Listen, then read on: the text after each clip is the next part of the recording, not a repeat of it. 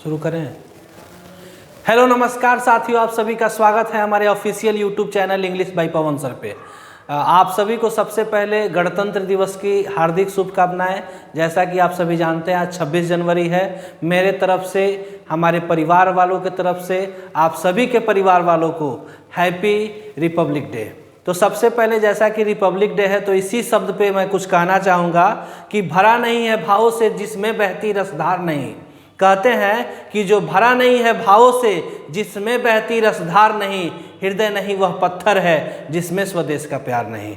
अपने देश का नाम लेते हुए सबसे पहले आज का सेशन में शुरुआत करना चाहूँगा जय हिंद के साथ। और आप इस वीडियो को लास्ट तक देखते रहेंगे।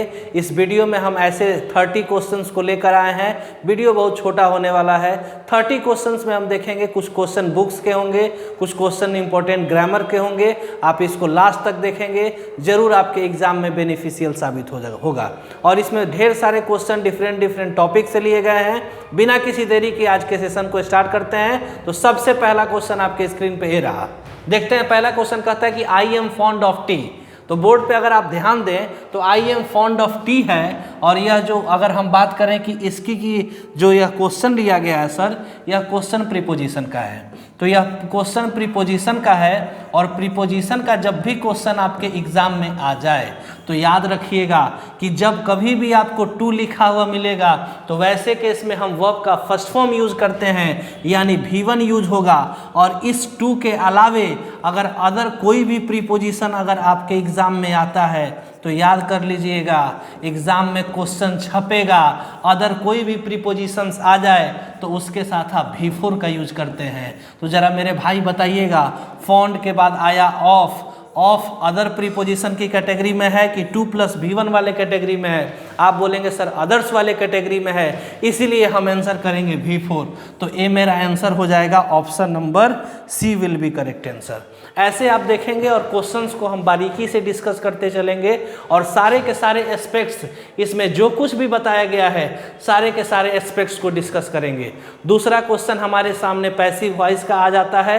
और पैसिव वॉइस का क्वेश्चन हमसे पूछ क्या रहा है सर, आइए उसको देखते हैं बिना किसी देरी के। क्वेश्चन कह रहा है क्या कि हु विल हेल्प मी। तो याद रखने वाली बात यह है, आपको पैसिव वॉइस में सर बताए होंगे कि जब कभी भी हम पैसिव वॉइस बनाते हैं तो थोड़ा सा मेरा ध्यान इस तरफ होना चाहिए सर। इस तरफ होने का मतलब कि विल कभी भी अगर एक्टिव में लिखा हुआ मिले तो उसको हम पैसिव बनाएंगे तो हम विल बी या फिर शैल बी और उसके बाद हम V3 का यूज करेंगे। तो वैसे केस में आप देख रहे होंगे सर कि जिसमें बी लगा होगा वही आंसर होगा। तो बी वाले को हम सबसे पहले छांट लेते हैं। तो सबसे पहले अगर बी वाले को छांटें तो आप जरा देख पा रहे होंगे सबके साथ लगा हुआ है बी, एक ऑप्शंस में नहीं है, ऑप्शन नंबर डी में। इसको हमने रिमूव कर दिया, इसको हमने रिमूव कर दिया। आप कमेंट सेक्शन में बताएंगे आंसर क्या होगा। एक बात आपको पिछले वीडियो में सर बताए थे, जब कभी आपको हु लिखा हुआ मिलता है तो वैसे केस में हम सबसे पहला काम करते हैं मेरे भाई, बाय हुम। तो जिसमें बाय हुम होगा उसी पे टिक करें। तो बाय हुम ऑप्शन नंबर सी में है, बाकी किसी में नहीं है सर। तो इस तरीके से हम आंसर करेंगे। और नेक्स्ट क्वेश्चन की अगर हम बात कर लें सर, तो नेक्स्ट क्वेश्चन हमारे सामने स्क्रीन पे ये रहा। अब यह बुक का क्वेश्चन आ गया, पूछ रहा है क्या आई नाउ 37 ईयर ओल्ड। और आपसे यह पूछ रहा है कि बताइए यह जो लाइन है ये इसको लिखा किसने है। तो इस तरीके के क्वेश्चन आपके एग्जाम में आ जाते हैं। और इस तरीके का क्वेश्चन जब भी एग्जाम में आ जाए, मेरे भाई कह रहा है I now 37 year old in perfect health begin, who wrote this line. इस लाइन को किसने लिखा है। तो सबसे बड़ी बात है, इस लाइन को अगर हम बात करें कि यह लाइन कहाँ से लिया गया है, तो यह लाइन लिया गया है sir song of my self. Song of my self मेरे भाई, अगर हम सॉन्ग ऑफ माई सेल्फ की बात करें तो इसके राइटर का नाम निकल कर आता है वॉल्ट विटमैन। तो वॉल्ट विटमैन की अगर हम बात करें तो यह रहने वाले व्यक्ति थे अमेरिका के। तो इस नाते हम अमेरिकन पोएट भी इन्हें कहेंगे तो कोई किसी को आपत्ति नहीं होना चाहिए। तो सॉन्ग ऑफ माई सेल्फ का लाइन है, जॉन किट्स नहीं होगा, यह लिखते हैं ऑट टू ऑटम को, ए आंसर नहीं होना था। डी.एच. लॉरेंस भी आंसर नहीं होना है sir. John Donne sweetest love I do not वो के राइटर हैं, तो वॉल्ट व्हिटमैन, यानी option number D will be correct answer. आगे बढ़ जाते हैं बिना किसी देरी के, तो आगे बढ़ते हैं। तो नेक्स्ट क्वेश्चन हमारे पास चौथा क्वेश्चन कहता है क्या, he was caught by the teacher for cheating dash the exam. यह भी क्वेश्चन जो है मेरे भाई, यह क्वेश्चन सर प्रीपोजिशन का है और इसमें पूछा जा रहा है कि he was caught by the teacher, उसे टीचर के द्वारा पकड़ लिया गया और कह रहा है कि डैश द एग्जाम, एग्जाम के दौरान, कि एग्जाम के द्वारा पकड़ा गया, बिल्कुल भी नहीं है सर, टीचर के द्वारा पकड़ा गया है, यहाँ बाई लगा है, ये अपने आप में सही हुआ, ऑप्शन एलिमिनेट हुआ। नियर सर, एग्जाम के नियर पकड़ा गया, ऐसा कुछ नहीं सेंस निकल कर आता है। एग्जाम के लिए पकड़ा गया, बिल्कुल सेंस नहीं आ रहा है। ड्यूरिंग एग्जाम, इसका मतलब होता है एग्जाम के दौरान, एग्जाम के दौरान पकड़ा गया। और याद रखिएगा, ड्यूरेशन कभी भी बताना हो तो ड्यूरेशन बताने के लिए हमारे पास यूज करना होता है ड्यूरिंग का, और यह बेसिकली बताने का काम करता है period of time. Period of time मतलब कि किसी भी टाइम के अवधि को, किसी भी टाइम के पीरियड को बताने का काम करता है, और वैसे केस में हम ड्यूरिंग का यूज करते हैं। तो option number D will be correct answer, D for Delhi. Next question देख लेते हैं। नेक्स्ट क्वेश्चन की अगर हम बात करें तो क्वेश्चन नंबर 5 हमारे सामने निकल कर आता है सर, कह रहा है कि Sonam and Poonam are helping. अब आ जाते हैं सर, ये क्वेश्चन है सर, ये भी प्रीपोजिशन का ही है। और याद रखेंगे सर, यहाँ पे जब हम बात करते हैं ईच अदर और वन एंड अदर का, तो याद रखें कभी भी अगर आप ईच अदर यूज कर रहे हैं तो याद रखने वाली बात ये है कि उस सेंटेंस में केवल और केवल 2 पर्सन के बारे में बोला गया होगा। अगर 2 से ज़्यादा की बात अगर हम करें, बोले अगर मोर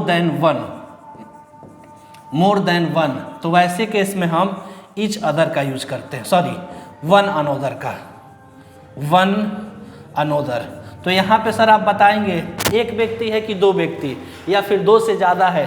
तो आप देख पा रहे होंगे एक लिखा गया सोनम, एक लिखा गया है पूनम। जब व्यक्ति की संख्या 2 है तो वैसे केस में हम 2 वाले केस में क्या यूज करते हैं सर, ईच अदर का यूज करते हैं। तो option number first will be correct answer.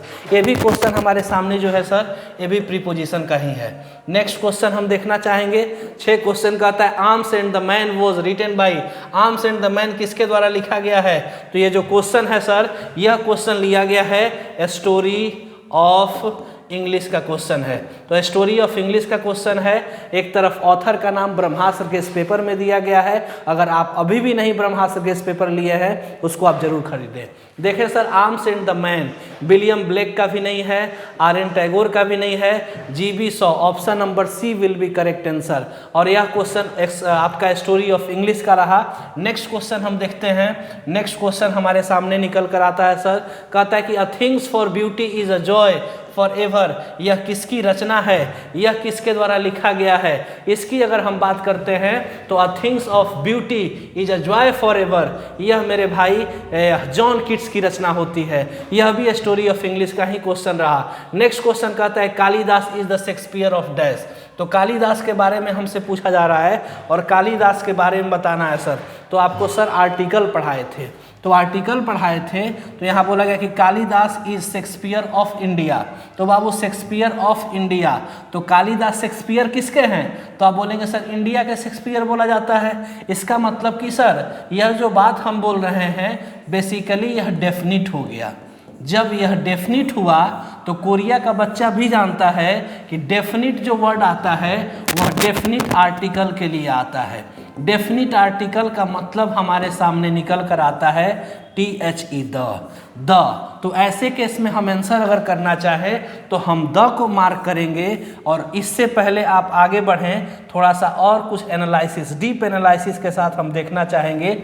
जब कभी भी आपके एग्जाम में याद रखेंगे मोस्ट लिखा हुआ मिले, या फिर किसी सेंटेंस में BEST बेस्ट लिखा हुआ मिले, EST जुड़ा हुआ मिले, या IEST जुड़ा हुआ मिले, तो वैसे केस में याद रखिएगा 99.9% नहीं, मोर देन 100% आंसर आप क्या करिएगा, द को करिएगा और आपका सही होगा। और किसी सेंटेंस में ऑफ जुड़ जाए और इधर नाउन दिया रहे, इधर भी नाउन दिया रहे, तो वैसे केस में भी आप द को आंसर करेंगे। यहाँ शेक्सपियर ऑफ इंडिया, तो यहाँ हम द आंसर करें। ऐसे ही आगे बढ़ लेते हैं सर। ऐसे अगर हम आगे बढ़ें तो हमारे सामने नेक्स्ट क्वेश्चन निकल कर आता है।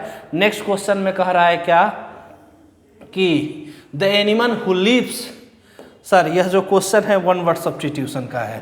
अब आपसे कह रहा है क्या कि वैसा एनिमल जो लैंड पर भी रहे और सी अर्थात समुद्र पे भी रहे, तो बेसिकली इस वाले को हम उभयचर बोलते हैं, उभयचर, उभयचर। और यह क्वेश्चन जो है वन वर्ड सब्स्टिट्यूशन का है। और यह क्वेश्चन जब आप आंसर करेंगे तो इसका होगा सर आंसर एम्फीबियन होता है। और ऐसे केस में एम्फीबियन को मतलब होता है कि जो सर धरती पे भी रहे और जल में भी रहे, उभयचर बोलते हैं इसको। तो 9 नंबर का आंसर हम बी नंबर कर लेंगे। नेक्स्ट क्वेश्चन देखते हैं। Next question 10 number, in India English is spoken, story of English का क्वेश्चन आ गया। इन इंडिया, भारत में जो अंग्रेजी बोली जाती है उसको हम किस लैंग्वेज का दर्जा देते हैं? तो याद रखेंगे फर्स्ट लैंग्वेज हम हिंदी को बोलते हैं। यह बिल्कुल भी नहीं है सर। इंडिया की जो दूसरी भाषा है उसको हम इंग्लिश का दर्जा देते हैं। और इंग्लिश में अगर आपका कोई काम हिंदी में नहीं हो पा रहा है, अर्थात आपके फर्स्ट लैंग्वेज में नहीं हो रहा है, तो एक इंग्लिश ऐसा लैंग्वेज है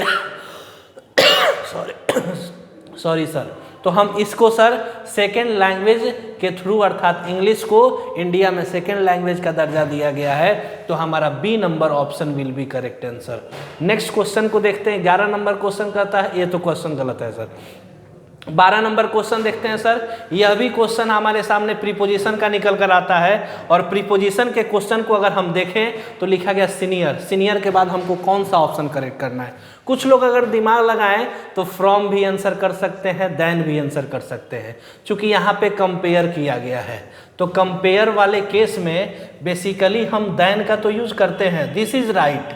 लेकिन सर कंपेयर वाले सारे केस में हम द का यूज नहीं करते, कुछ कुछ एक्सेप्शंस होता है। तो एक्सेप्शंस वाले केस में अब याद रखना है जिसमें सर IOR लगा हो। मेरे भाई इसको आप नोट डाउन कर लेंगे। याद रखिएगा कि क्वेश्चन ऐसे एग्जाम में आपके पूछे जाते हैं। तो क्वेश्चन अगर पूछ दे सर किसी भी सेंटेंस में कोई भी वर्ड IOR या फिर OR से एंड हुआ हो, तो वैसे केस में प्रीपोजिशन की बात करेंगे तो हम टू का यूज करेंगे, न कि देन का। या फिक्स प्रीपोजिशन का क्वेश्चन है तो देन आंसर कर रहे होंगे तो गलत होगा, फ्रॉम भी कर रहे होंगे तो गलत होगा। Option number C will be correct answer. यह फिक्स प्रीपोजिशन का रहा। नेक्स्ट क्वेश्चन हम देख लें। नेक्स्ट क्वेश्चन हमारे सामने निकल कर आ रहा है सर। नेक्स्ट क्वेश्चन की अगर हम बात करें तो नेक्स्ट क्वेश्चन आपके स्क्रीन पे रहा। आगे कहता है क्या कि बेबीज। सर क्या क्वेश्चन हमारे सामने टेंस का निकल कर आता है। इस टेंस के क्वेश्चन की बात करें तो कह रहे हैं कि व्हेन दे आर हंग्री, जब बच्चे भूखे रहते हैं तो वह चिल्लाते हैं। तो बाबू यहाँ बेबीज लिखा गया। बेबीज जो है मेरा वह प्लूरल है, प्लूरल है, तो वर्ब भी हमको जो सेलेक्ट करना होगा वह भी प्लूरल ही करेक्ट करना होगा।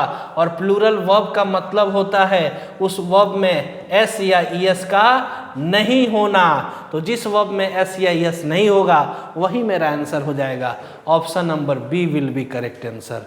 आगे देख लेते हैं नेक्स्ट क्वेश्चन। सर ऐसे ही आप पढ़ते रहेंगे, ज़्यादा दिमाग नहीं लगाएंगे। बहुत सारे लोग दिमाग इधर उधर लगा लेते हैं। आपसे पूछा जा रहा है choose the correct options.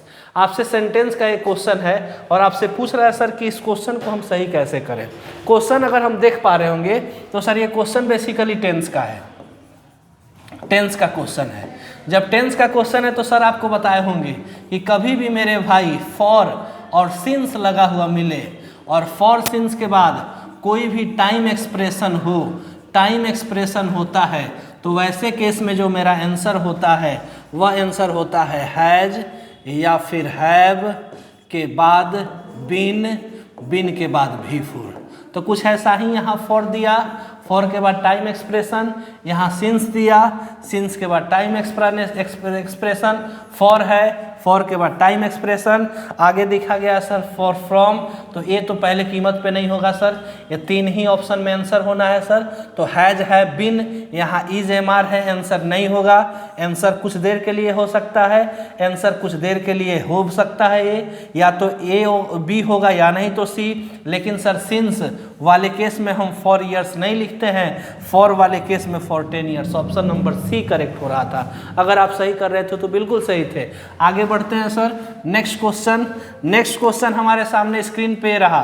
Question करते हैं who will following is not a romantic poet. कौन ऐसे पोएट हैं जिन्हें हम रोमांटिक पोएट के नाम से नहीं जानते हैं? तो आइए अब हम लोग देखते हैं, रोमांटिक पोएट के नाम से नहीं जानते हैं। तो अगर हम इस चीज़ को देखें, थोड़ा सा इसमें हम सही करना चाहेंगे सर। यहाँ नॉट के जगह पे हम इसको काटते हैं और नॉट को काट दें और जाके क्वेश्चन सही हो जाएगा। तो who of the following is a romantic poet, यह चारों ऑप्शंस में से कौन ऐसे कवि ऐसे हैं जिन्हें रोमांटिक पोएट का दर्जा दिया गया? तो हमारे पास डी ऑप्शन होता है। इसके अगर हम पोएम की बात करें तो पोएम है सर ऑड टू ऑटम। तो याद रखने वाली बात है सर, अगर आपसे पूछ दे कि लामिया को किसने लिखा तो इन्होंने ही लिखा। आपसे पूछ दे हाइपेरियन किसने लिखा तो इन्होंने ही लिखा। अगर हम शेक्सपियर की बात करें तो आप जानते होंगे मैकबेथ इन्होंने लिखा था सर, इन्होंने सर ओथेलो लिखा था। अगर आपसे मर्चेंट ऑफ वेनिस भी पूछते तो आप विलियम शेक्सपियर आंसर करके आएंगे। यह भी क्वेश्चन स्टोरी ऑफ इंग्लिश से ही रिलेटेड था। नेक्स्ट क्वेश्चन हम देखते हैं, 15 नंबर क्वेश्चन हो गया। 16 number question subject verb agreement का है और सब्जेक्ट वर्ब एग्रीमेंट का क्वेश्चन कह रहा है the news is broadcasted by the local news channels. अगर इस क्वेश्चन को आप अच्छे से ऑब्जर्व करें तो सर यह क्वेश्चन पैसिव वॉइस में बना दिया गया, क्वेश्चन वॉइस में है, लेकिन यह जो क्वेश्चन है सर यह सब्जेक्ट वर्ब एग्रीमेंट का है।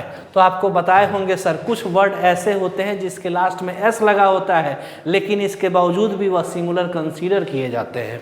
न्यूज़ की अगर हम बात करें तो इसमें भले एस लगा हुआ है, लेकिन मेरे भाई यह होगा मेरे भाई सिंगुलर। जब सिंगुलर होगा तो वर्ब भी हम सिंगुलर यूज करेंगे। तो जो सिंगुलर वर्ब होगा इसका मतलब कि उसमें एस या ईएस लगा होगा।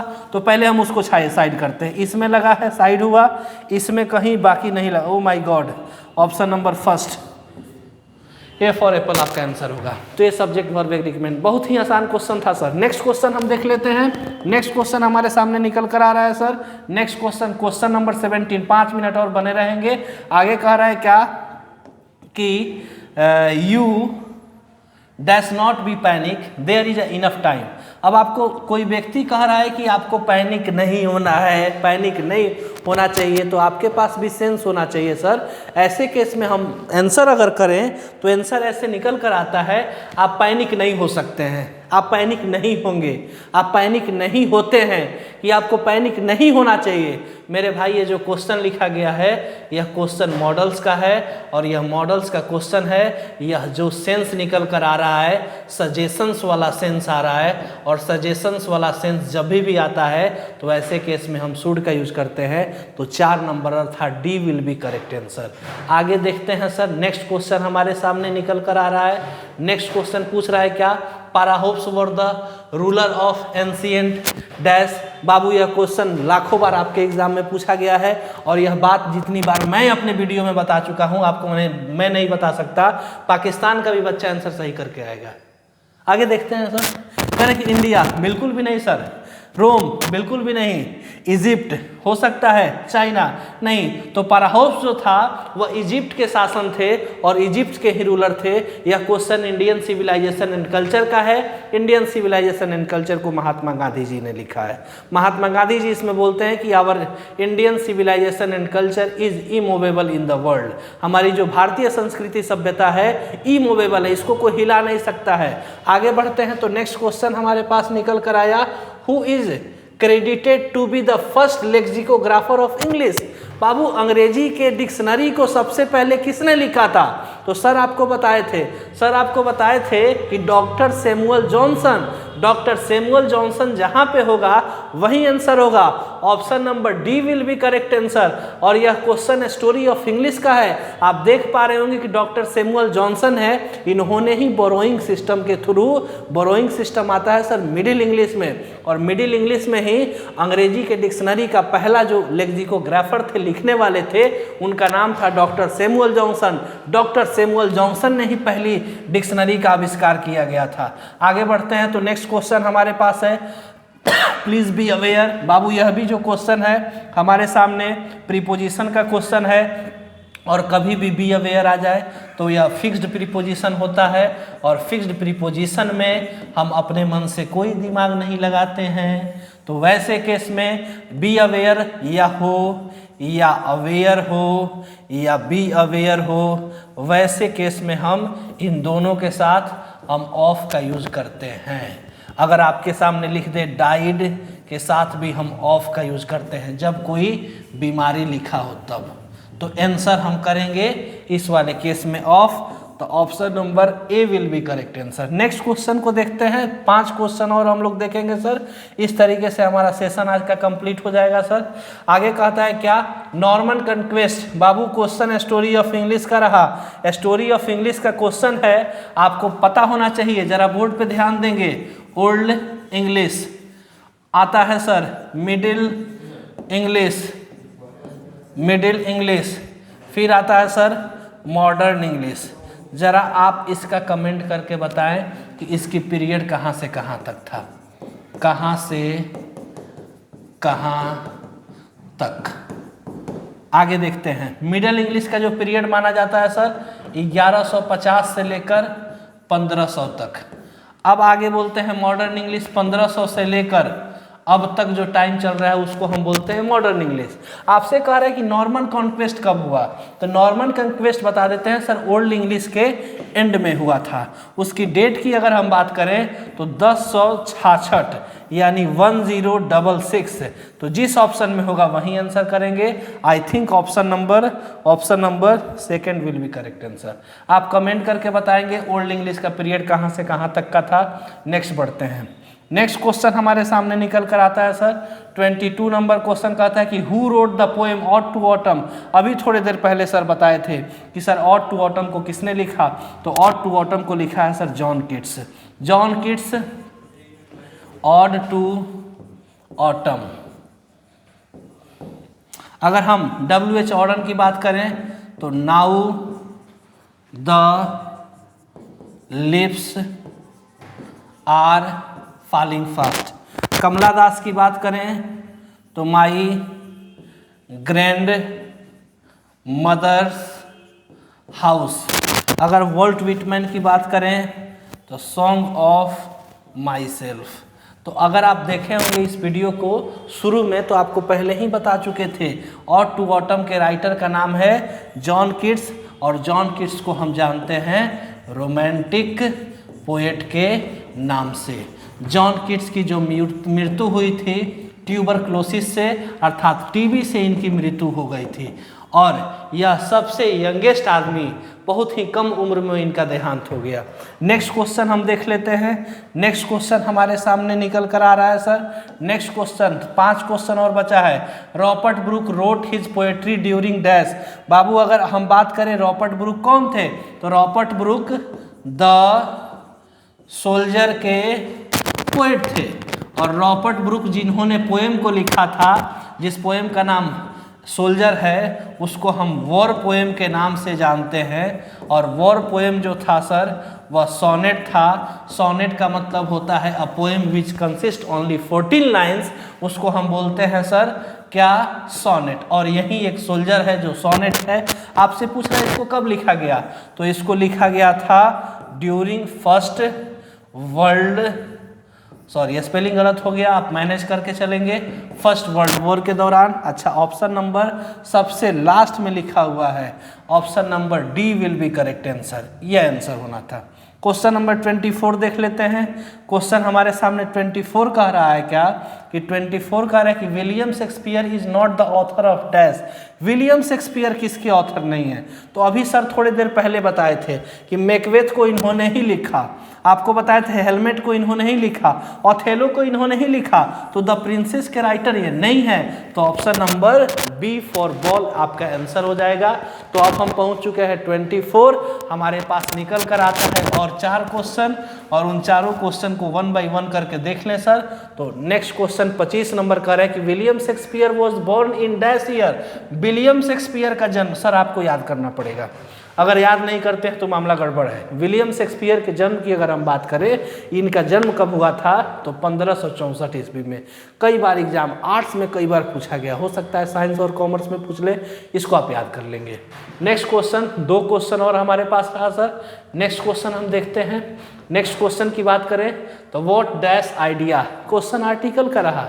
आइडिया की अगर हम बात करें सर तो इसकी जो साउंड आ रही है सर, इसकी जो साउंड आ रहा है सर, क्वेश्चन आंसर गलत है सर। इसका जो साउंड आ रहा है सर यह SCN है, सिंगुलर काउंटेबल नाउन है, और इसका जो साउंड आ रहा है आइडिया कुछ ऐसे लिखा हुआ आ रहा है। ऐसे वाले केस में हम अ का साउंड आ रहा है, साउंड मेरे भाई यह वॉवेल साउंड है। वॉवेल साउंड के लिए हम यूज करते हैं an. Option number 2 will be correct answer. Next question देख लेते हैं, शायद हम लोग एकदम लास्ट तक पहुंच चुके हैं, और लास्ट क्वेश्चन हमारे सामने जो था ए था, देख लेते हैं एक बार फिर से। ए रहा सर, देख लेते हैं लास्ट क्वेश्चन को, और इसका आंसर आप कमेंट में करेंगे क्या? बिल्कुल कमेंट करेंगे। Question number 27, question number 27। अब क्वेश्चन खत्म हुआ सर। इस क्वेश्चन का आंसर आप कमेंट बॉक्स में जब जवाब देंगे, और इसका आंसर हम आपको पिन कर देंगे। और यह क्वेश्चन है, कह रहा है कि Sonam is the most beautiful girl in my class. Sonam नाम की कोई लड़की है जो आपके क्लास में सबसे खूबसूरत है। इसका आंसर आपको बताना है।